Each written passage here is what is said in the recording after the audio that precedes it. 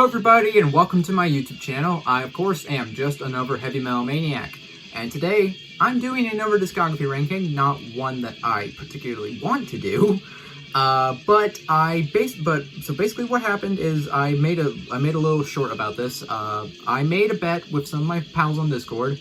Basically what I said was, hey, if I hit 500 subscribers before the end of 2024, I will rank the discography of a band I hate. I gave them a list of bands that I strongly dislike. Like, I put in, like, Anvil, Five Finger Death Punch, and they chose 6 Feet Under, and, yeah, not only have I managed to hit 500 subscribers, I have surpassed the 500 subscriber mark by, like, a fairly decent margin. So, well, first of all, before I continue on any further, I just want to say thank you guys so much for helping me hit 500 subscribers. You guys seriously rule. That you guys give me the motivation to make videos like this, and for that I am very, very grateful. You guys are awesome. Thank you to everyone who watches, and thank you to everyone who subscribes to my channel.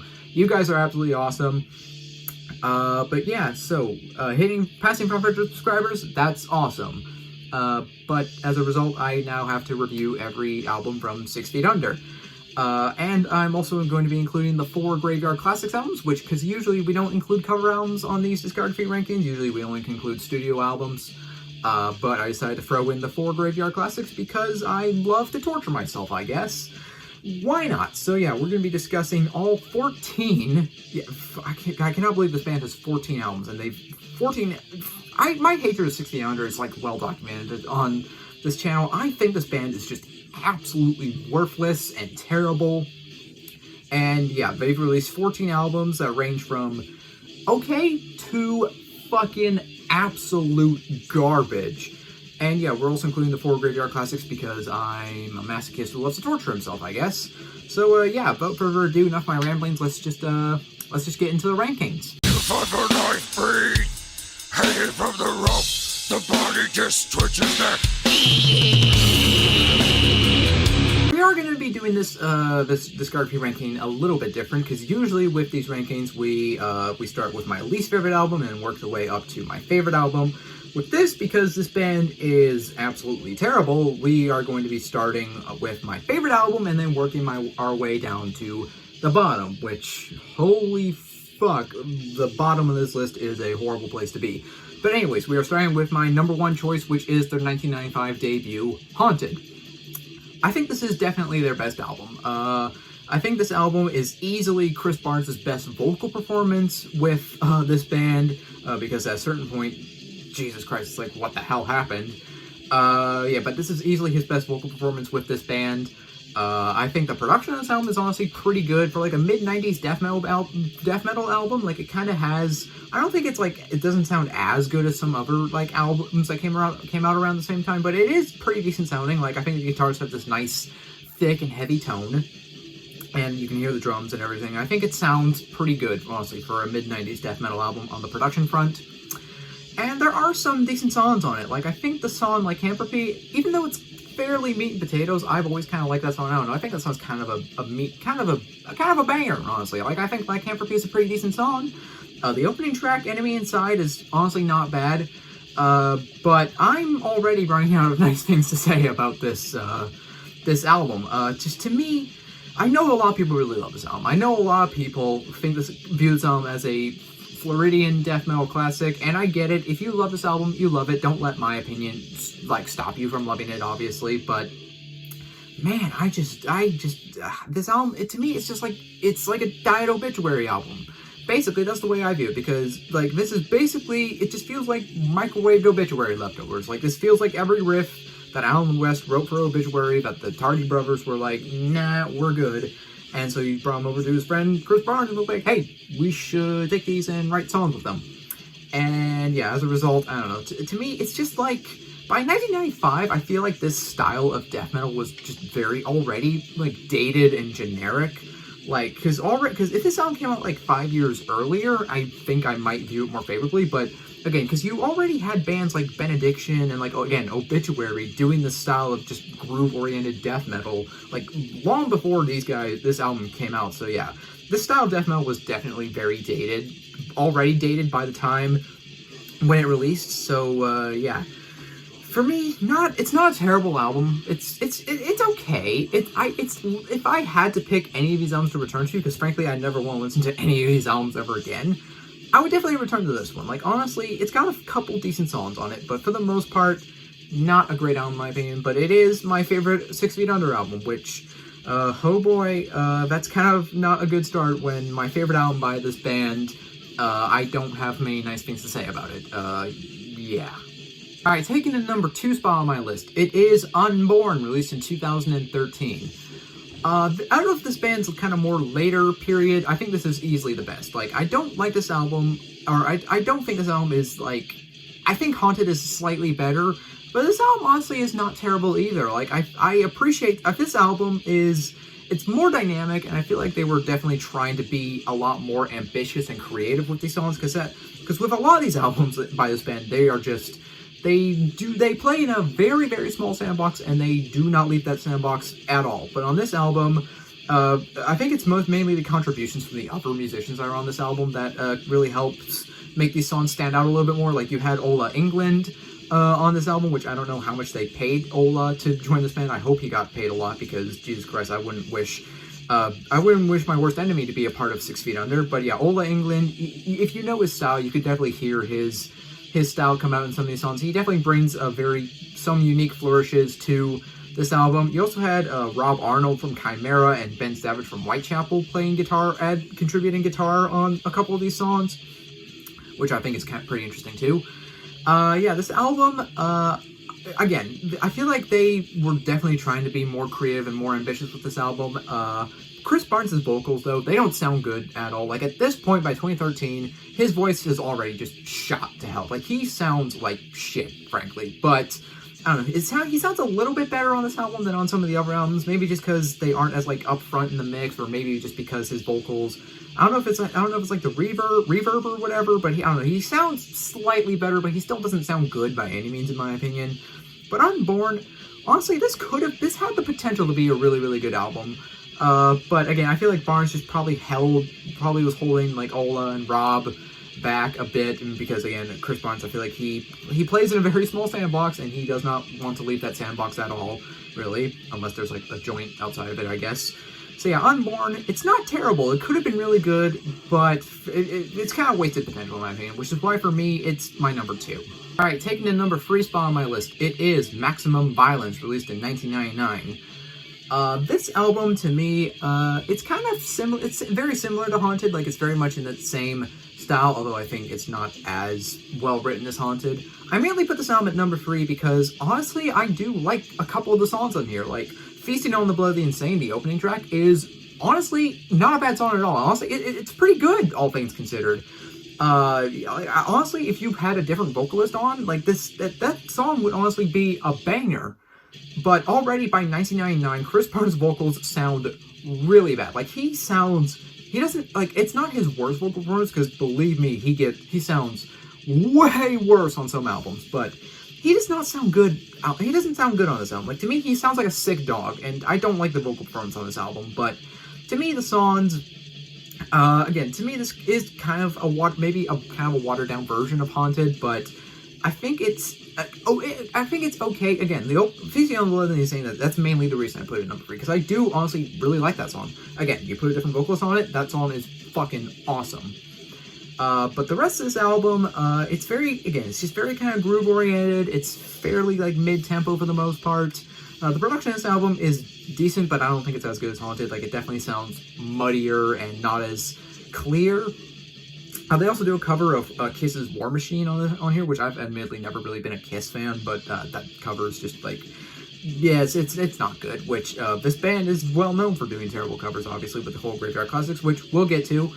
But yeah, Maximum Violence, not a terrible album, again, but not a great album either, so which is why, for me, it's at number 3. Alright, taking the number 4 spot on my list, it is Undead, released in 2012.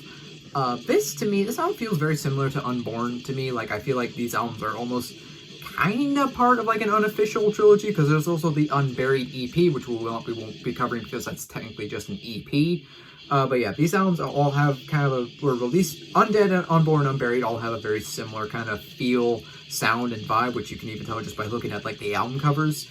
I don't know if they were like intentionally going for like a trilogy or if it was just like laziness, but these albums are very similar in my opinion. Like I give the edge to Unborn because again with Ola and the contributions to the other musicians, I think that album is better. But Undead, honestly, this album is not. It's not a bad album. The vocals on this album, again, Chris Barnes, 2012. His voice is absolutely shot. He sounds like shit. But the songs, they're better written. They're more dynamic. They have like more things that make them kind of stand apart individually. But again, it's kind of failed potential in my opinion. Like there's not enough on this album for me to really want to like go back to it. But it's not god awful, okay? Like because the bar for this band is exceedingly low. Like I would have to get out of my chair and go downstairs to find the bar, to find the standard. Like because the standard is fucking low.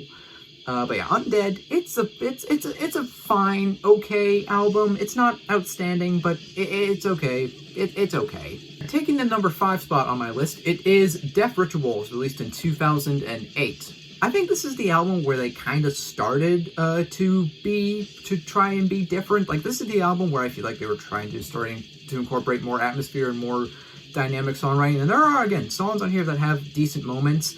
This album does kind of lose points for me because it is their longest album. This album clocks in at 50 minutes, so it does get very, very sluggish at points, and it does... I lose interest at many points in this album, but there are some cool moments again. Like, mainly, I like Into the Crematorium has, like, a really cool, like, kind of bass intro. I think that's honestly, like, really cool. Yeah, again, it's just, like, it's failed potential. Like, I feel like they were trying to be more atmospheric, more dynamic, more trying to do things, because again, this band for the most part played in a very small sandbox, but again, wasted potential, and for the length of it, which is why and again, it's too long in my opinion, which is why for me it lands at number 5.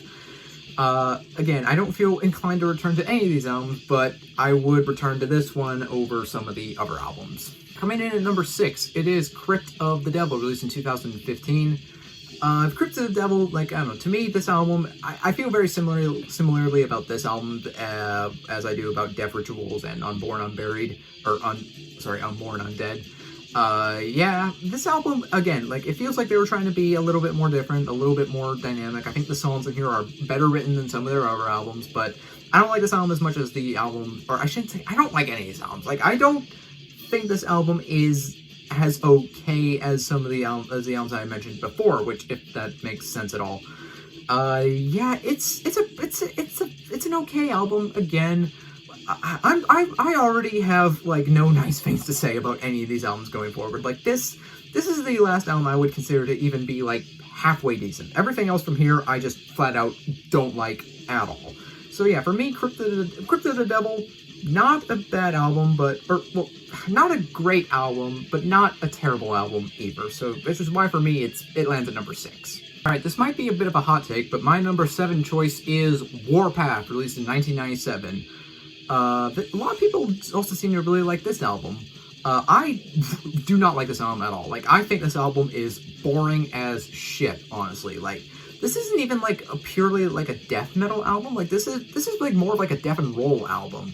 Honestly, like there's more just kind of like flat out like hard rock riffs, and there's kind of even more like kind of weird like bluesy influence on some of these songs. Like the song 420 has this kind of, it honestly sounds like a Danzig song, but with Chris Barnes on the vocals, which already by 1997 his vocals are starting to go downhill. He doesn't sound like god awful, but already his voice on this album, it sounds like hoarse. He doesn't sound good.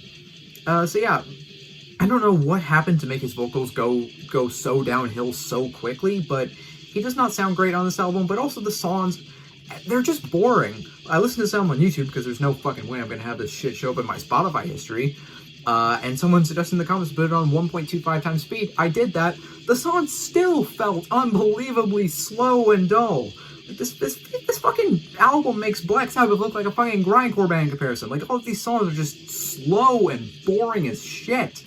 And somehow this album ranks 334th on Rock Hard's list of the 500 greatest rock and metal albums? Fucking how? This ranked higher than Wolverine Blues, and this is like the sugar-free version of Wolverine Blues, and somehow it ranked higher than on Rock Hard's list. I don't get it. What do people see in this album? again, if you like this album, you are entitled to your opinion. If you like this band, you probably have stopped watching by now because, yeah, I'm just shitting all over this band, but I don't get it. Like, I just don't like this album at all. I just find it so boring. The style of death and roll, like, death and roll when it's done well, I think can be really good, but this is just boring. It just sucks. So yeah, Warpath for me, it lands at number 7. I'm getting quite heated already, and we are not even halfway through the list. Like, the standard for this band is fucking low. Alright, taking the number 8 spot on my list, it is their newest album, which released just this year, Killing for Revenge. This album is a definite improvement over the previous 3 releases from this band. Or I should say, well, 2, well, technically, because 2 studio releases and 1 graveyard classic. But this album is still not good. Like, I think the production on this album is fairly good. Like, it's got a nice kind of thick, heavy sound, and there are some decent moments. Like, you get some, like, kind of cool bass tapping in certain spots. You get some decent riffs, because, you know, Jack Owen rules. You know, he's a great guitarist. I don't know what he's doing at 6 Feet Under still, but yeah, you get some decent riffs, but you also just have some dumb moments on here. Like, Chris Barnes' vocals, like, he just sounds like shit. His voice is completely shot to hell. There is nothing there to salvage with his vocals. Like, he really should just retire, honestly. Like, he should have retired a long time ago, but yeah, his vocals, he sounds just absolutely terrible. And again, like, all these songs, they just feel very generic. They feel very stock. Even just, like, reading the song titles, like Bestial Savagery, like, again, just really just kind of, like, generic stock titles, Neanderthal, Ascension, like, again, it's just, there's nothing really to these songs. They feel very just stock, very generic, because, again, this band, like, they are very comfortable playing this style of just, like, very groovy, kind of death and rollish type death metal, but they really don't do anything to make these songs, like, more dynamic, or they don't do anything to make these songs worthwhile, honestly. Like, honestly, this album is just, I would call this album bad. Like, this, like, some of the albums before this, they were okay. This is the point, all these albums from here on are just bad, honestly. Like, I wouldn't recommend these albums to anybody. So yeah, for me, Killing for Revenge, it's not a good album. It's taken a number 9 spot on my list. It is Commandment, released in 2007. I actually have nothing in my notes for this album, because I listened to this album, and there was nothing about this album that jumped out at me at all. Like, this was the point in 6 Feet Under's career where they were just totally settled into this style, and they did absolutely nothing to make this album even, like, remotely interesting for me to listen to. Like, it's not even, like, so bad it's good. Like, it's just a boring, dull, completely uninteresting album. Again, the vocals suck, but that's a given with this band. The songs, there's nothing about this album stood out to me at all. Like, none of these songs, again, it's all just so stock. It's very meat and potatoes, but it's not good meat and potatoes. It's meat and potatoes that's been left at the back of the refrigerator for an undisclosed amount of time. There really is nothing on this album, like, to write home about. Like, it's not, like, outright terrible, I guess, but it's not even, like, because albums like Unborn or, like, Maximum Violence had decent moments. This has, like, legitimately nothing going for it. Like, it just exists. It just occupies, like, a space. It does nothing to... It does nothing to keep the listener, or at least keep me, because, again, I'm sure people... I know this band still has its fans, but this album does nothing for me. Taking the number 10 spot on my list, it is 13, released in 2005. The album is very much just in the same vein of Commandment, where none of these songs stand out. They don't even stand out for, like, being bad. This album, it just, again, it occupies space. It does absolutely nothing. The production of this album is just, like, kind of that mid-2000s, just kind of muddy style of death metal. It doesn't sound good. Literally, all these songs sound the same. And the worst part is, I don't feel like it wasn't intentional. Like, they clearly were trying to do different things, but they just did not do anything at all. Like, I feel like I was listening to the same riff for however long this album is. I don't even remember. Like, this album, it's such a nothing burger of an album. Like, I wouldn't recommend this album to anyone. Again, for me, there's no reason why anyone should be listening to this album. Like, 13, it's just bad. There's nothing to it. Literally, nothing to it. Like, this is like the most beige death metal album ever. It's not even so bad it's good. It's just bad.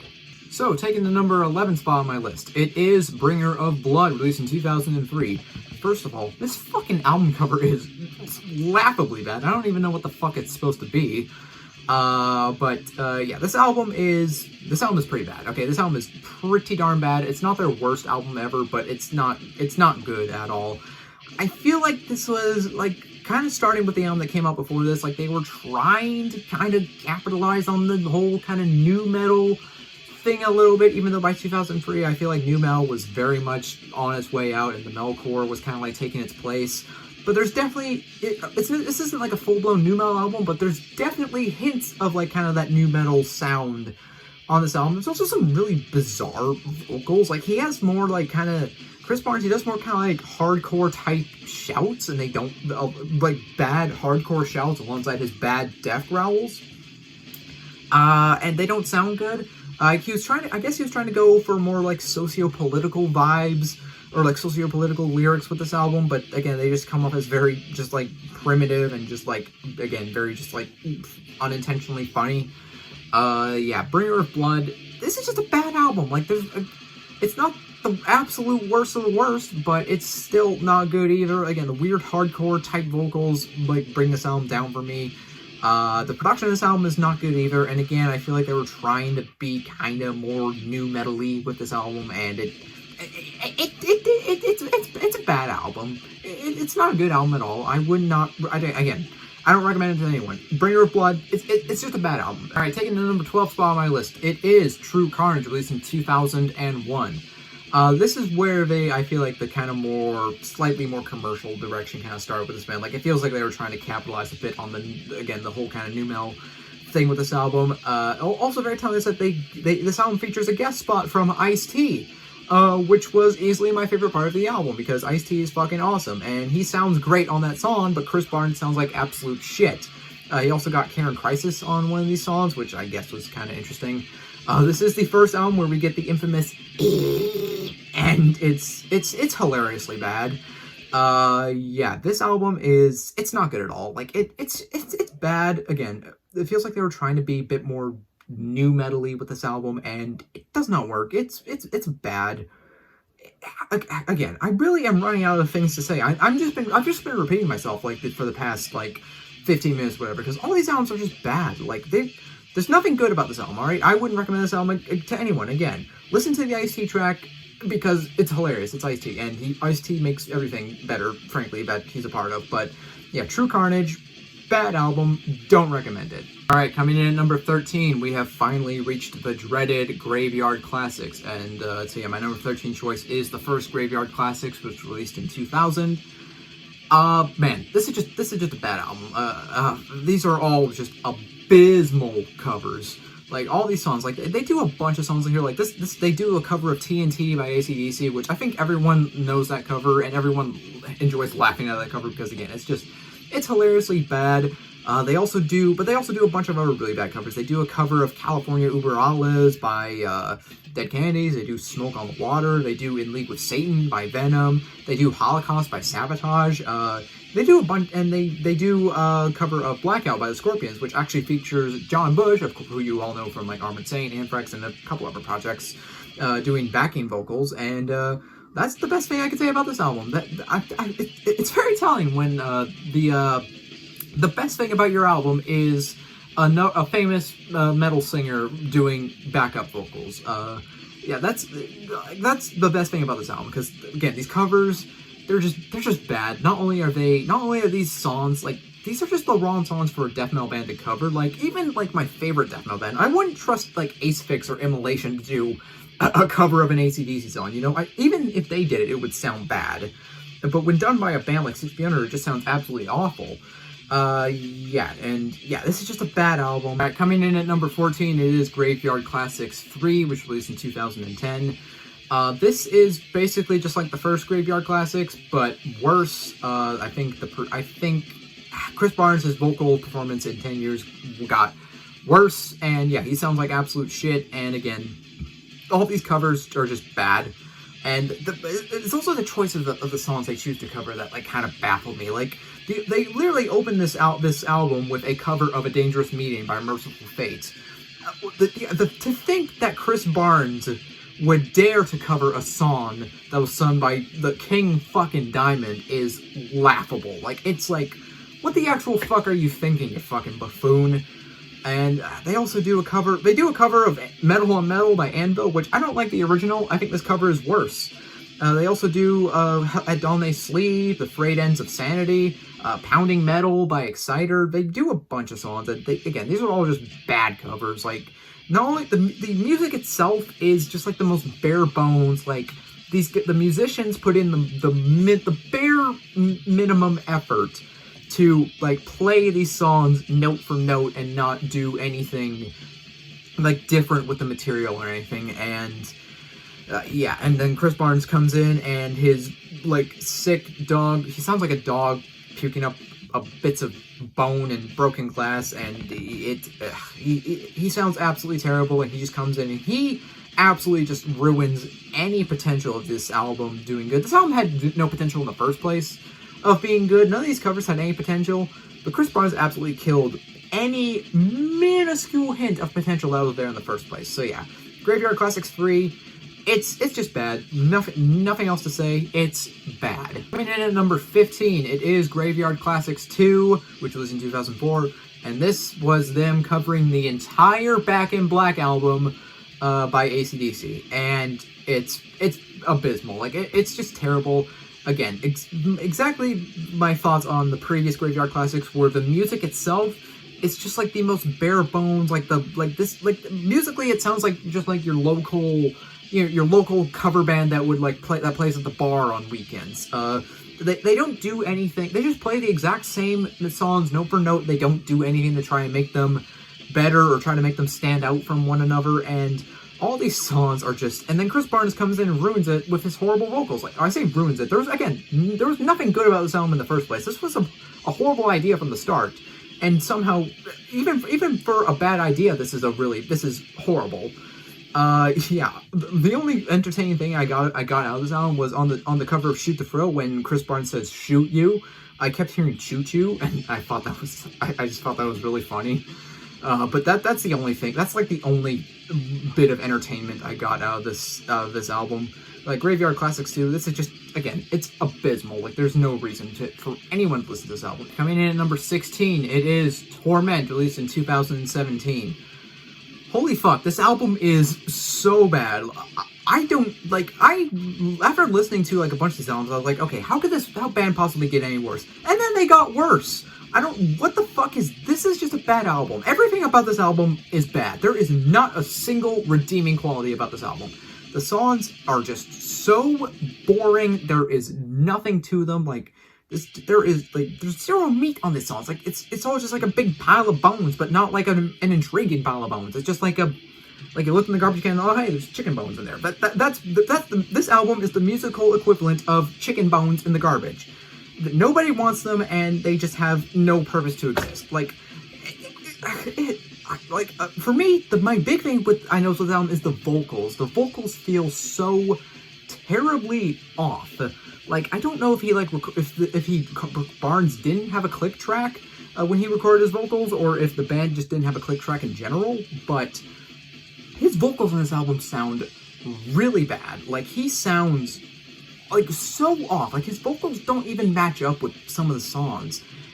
I don't know how, like, the executives at Metal Blade, like, listened to this album and were like, yes, we can release this to the public. Nothing bad could possibly go wrong.